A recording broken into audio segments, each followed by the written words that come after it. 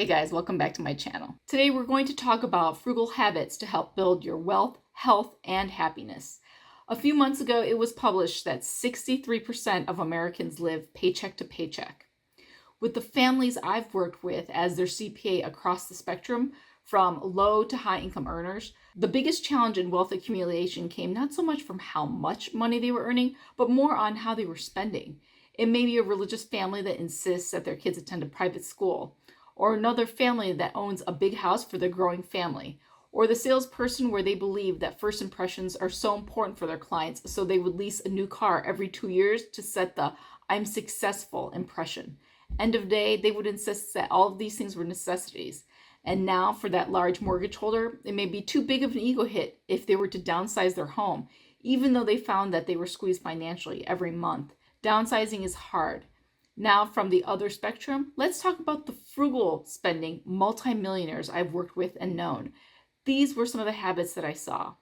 One, they lived on one person's income, usually the lower income earner of the two, so that should one person lose their job, the other could afford to support and provide for that family.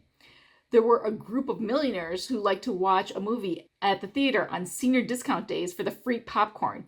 And that was the perk that these seniors thoroughly enjoyed. I don't know about you, but those are the kind of friends that I want to hang out with. There was one multimillionaire that talked about how he couldn't wait to become 65 years old so that he can enjoy riding the Chicago public transportation at the senior discount rate. In their mind, not everything was a priority, regardless of their hard-earned wealth. They didn't shop much, and when they did, they would excitedly share their coupons or other coupons that they come across great deals among their friends. They would save relentlessly to buy income-generating assets, usually real estate or stocks.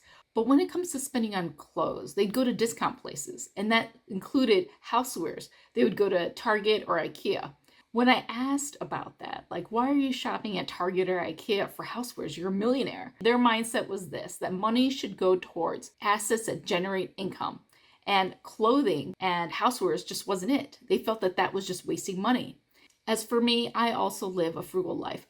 Last year was the year that I let loose a little bit for the first time, but now that I'm giving myself a break from the rat race, I'll be returning back to my typical frugal lifestyle.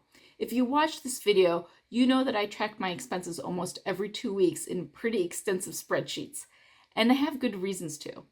Being frugal lets me focus my time and money on things that are actually important to me. This lifestyle is what affords me this adult gap year that I've taken since December, or otherwise known as a mini retirement, whatever you'd like to call it. I love that I'm able to take a break from working a full-time job and now just sleeping in and saving enough money to travel in the summers. I live frugally because I care more about the freedom to be able to take this break, and that's more important to me than showing others the material things that money can buy. We, at this very moment, are the youngest we'll ever be in our lives. Do you really want to wait till you're much older, retirement age, before you take a long break? With that in mind, there are things that I do not waste money on, and there are things that I do like to splurge on. When we think about the biggest purchases that often handcuff people for years, it starts with a home. Getting a mortgage, basing that budget for that home that you get on what your mortgage lender will lend you, can be one of the biggest financial hurdles of financial independence. The house that we live in is probably about a third of what we qualified for a year ago, so some might take that as a sign to upgrade, known as lifestyle creep. The phenomenon where discretionary spending increases on non-essential things such as luxury homes or goods which are perceived as a right to have, telling yourself, I deserve this. But if I did that, my day-to-day would look very different from today, where now I spend my time reading books, watching Korean dramas, and sleeping in. Instead, what we can do now is to pay off our house early and focus things that are more important to us, like traveling and having good food.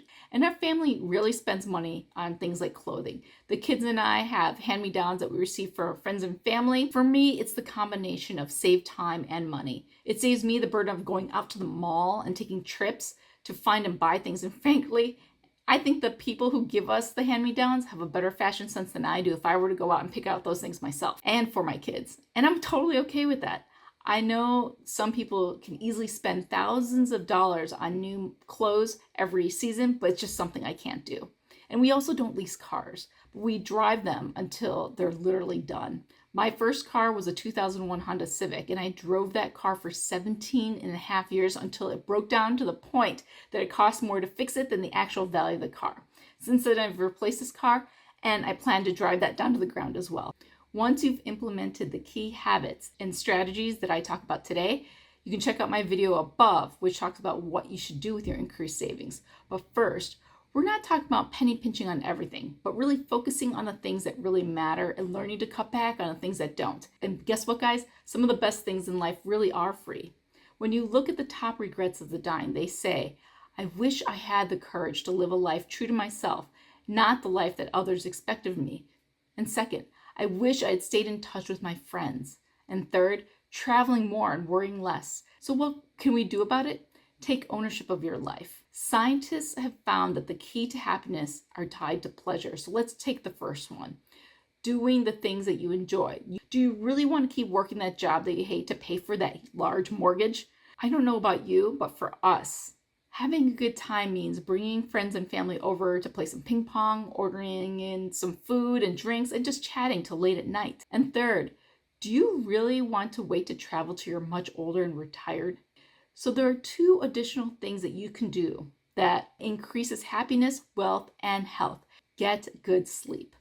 Adults generally need 7 to 9 hours of sleep. And yes, sleep is free. If you have trouble sleeping, go see that sleep doctor, do that yoga and meditation, turn off the screens an hour before you go to bed, stop eating late at night to improve quality and duration of your sleep. This is something I've been working on, and I've been doing all of these things. Sleep deprivation leads to increased anxiety, weight gain, paranoia, and even leads to suicidal thoughts.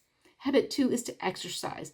Increase that physical activity. We lose brain cells every day, but the best way to decrease this loss is through exercise.